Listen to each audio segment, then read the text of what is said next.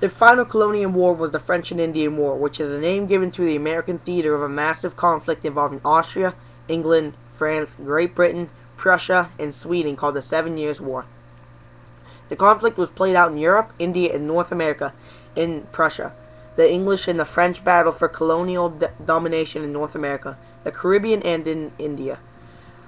The English did ultimately come to dominate the colonial outpost, but at a cost so staggering that the resulting debt nearly destroyed the English government. It was that debt that caused the escalation of tensions leading to the Revolutionary War. Parliament was desperate to obtain two objectives.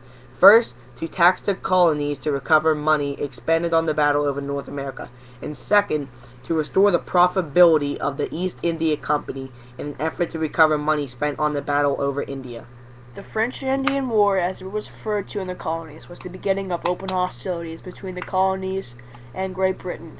England and France had been building toward a conflict in America since 1689. These efforts resulted in remarkable growth of the colonies from a population of 2,500,000 in 17 to 1.25 million in 1750. Britain required raw materials including copper, hemp, tar, turpentine, and they also required a great deal of money, so they provided all of these American products be shipped exclusively to England, the Navigation Acts, in an effort to raise revenue and simultaneously interfere with the French in the Caribbean. A 6-pence tax on each gallon of molasses was imposed in 1733, the Molasses Act. See.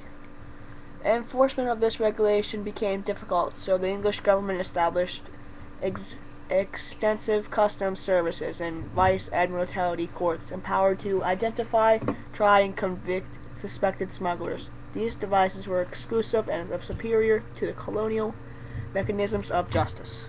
The colonies were wholly interested in overcoming the French in North America and appealed to the king for permission to raise armies and money to defend themselves. Despite sincere petitions for the royal governors, George II was suspicious of the intentions of the colonial governments and declined their offer.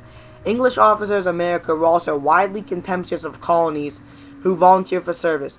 A few of the men who signed the Declaration had been members of volunteer militia who, as young men, had been dressed down and sent home when they applied for duty. Such as the experience was uncommon. It led communities throughout the colonies question British authorities who had demanded horses, feed, wagons, and quarters, but denied colonies that right to fight in defense of the empire, at right which they considered central to being self